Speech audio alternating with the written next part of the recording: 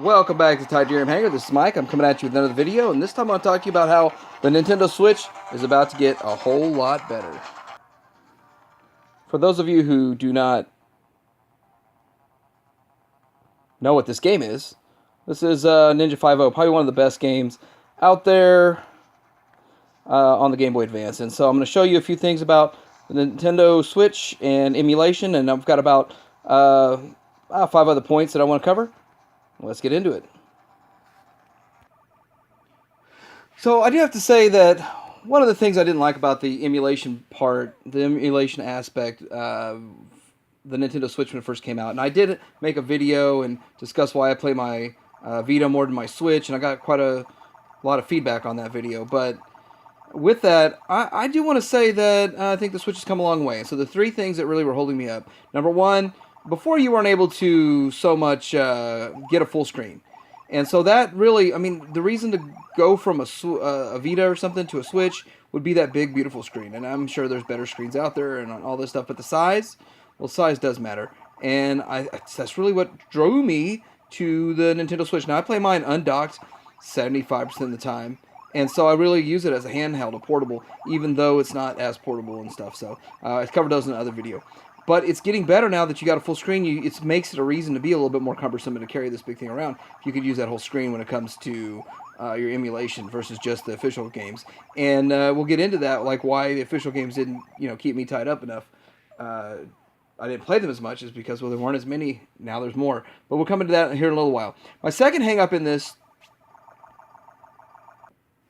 was the save states. And now that you have save states that actually work, it's nice. It's nice to be able to play a game, start working on your high score there, and something like this, like Miss Pac-Man. I love this. I love Miss Pac-Man. It's one of the great games, Pac-Man, old school games, and to get to just be able to play it on the go is fun. But the thing is, the save states were not really there before, and this is like an updated version of RetroArch. I know some people call it RetroArch, but I call it RetroArch. And it makes a lot of sense, kind of like knowing the Arc, and you're taking 2 of each emulator on the Arc. But save states are a big part of why you do emulation over just playing an official. Why not just break out the old Atari and go to town with that? But also the portability factor, just having so many games at your disposal in your hands. So really, that was another hang up. And then the last hang up is the button mapping, and I really haven't gotten into the button mapping, and I really don't like it because the way it's mapped, you have to hold it like this. Like this. I don't know anyone that plays their system like this because the buttons are mapped incorrectly, in my opinion. And so I did do on my Vita. I spent a lot of time on that, making sure they're mapped properly, but I'm not going to mess with that in this one. So anyway, looking into some of the other things, though, the emulation is there. You can play a whole lot more games, and it doesn't crash nearly as often, and so it's getting a whole lot better. So it's kind of one up in the Vita in that respect. So next thing I want to talk to you about is the Sega Ages. And Sega Ages is something that's coming out, and what it's going to be doing is it's going to bring some old games to the system. And I think one of Nintendo's biggest problems is having third-party support.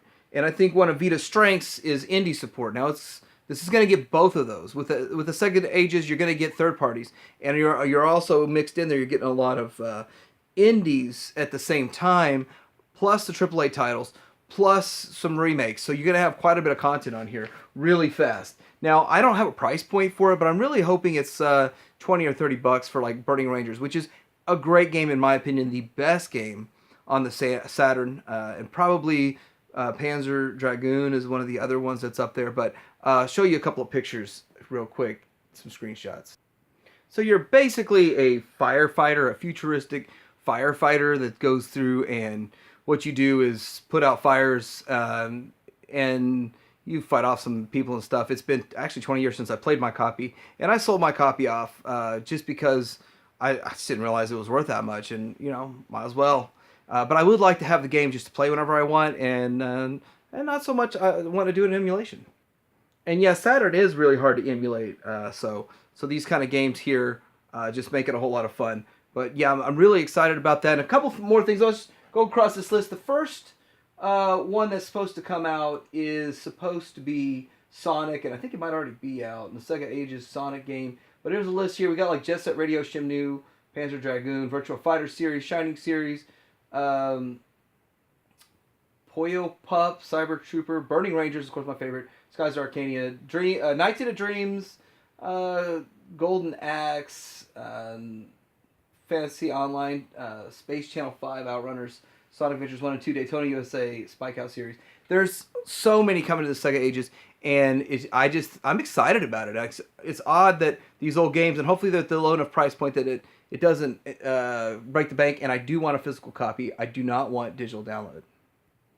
And in no particular order, I've got a few other games just want to talk about here. We've got Pokemon's coming. There's multiple different Pokemon games coming. Now, these are some official titles coming from our good friends at Nintendo. We also have this Daemon X Machina. I'm not very familiar with that one. You got Kirby, Yoshi, Super Mario Deluxe, Sonic Team Racing, SNK 40th Collection. Now, this is going to have a whole bunch of different games on it. And I just think that these collection ones, if they're like $40 and they've got 20 stellar games, that's the way to go. And I was really hoping Sega Ages is going to be like that, but it looks like they're going to be individual releases. Downside of that.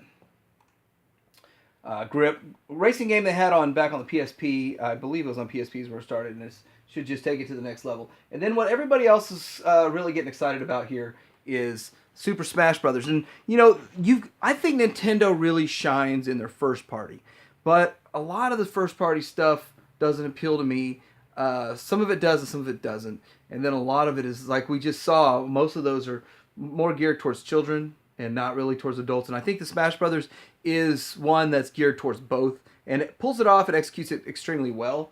And so I really like that. But that leads me into yet another thing that I like about this whole Smash Brothers, and that's, well, you've got the docks. Now, one of the problems when the Switch first came out was that you couldn't put the skins on your docks in your system because it was going to mess it up, basically because of the plastic they used. And so that made me a little bit scared. Like, why would I want to do this if put all this stuff on and mess my dock up, mess my system up?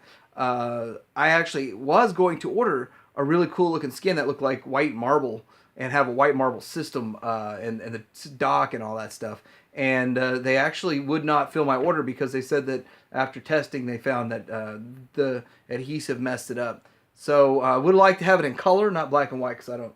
But it's exciting thinking you're going to have some stuff for the dock. Now, it's kind of still sounds silly.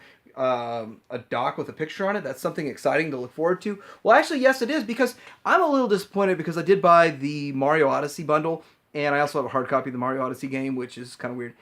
But I'd love to have a Mario Odyssey dock, and I'd love to see a revised dock. I'd like to see them do something different soon with these docks, because they're kind of boring in a way. But I've heard some stuff about a possibility of future USB support, so let's see what we can do with that. So I want to talk about a couple more games, and this is not an inclusive list. This is stuff that just caught my eye when I'm looking and I'm thinking, what do I want in the future with my Switch? And Diablo collection coming here to the Switch, it just seems like a no-brainer. Should obviously be on there. And then you can get them on other systems, but having everything on one system is great.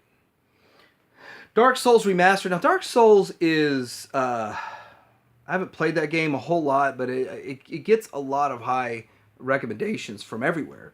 And I know that I'm not too deep in the franchise, but I know a lot of people are excited about this. I think this one's already out. It's already been out for a few days. I am kind of curious exactly what this Super Mario Brothers U Deluxe, that's like a Wii U Super Mario Brothers getting just ported over. Are there going to be any upgrades to it? I mean, I just don't remember it being called Deluxe. I mean, I know they did that on the Game Boy when they made the first Super Mario Brothers Deluxe, and they ported it over to the Game Boy Color. That was a big deal back then. So I think they're kind of following that same thing here, but I'm interested in what they add and how much they charge for it.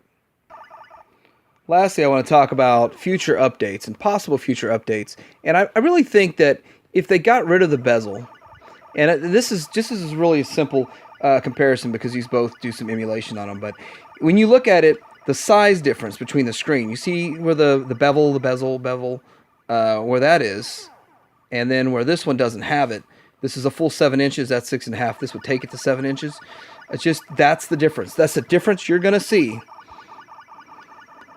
It's really hard to get on the camera because they're so big, but that's the size difference. Almost looks like, it makes difference. I notice a difference holding them in my hand. You may not notice a difference like that. But anyway, looking to the future, what are the iterations? Are they going to make them smaller? Are they going to make it bigger? Are they going to get rid of the bezel? Are they going to, hopefully they don't change up the Joy-Cons because, well, maybe they will.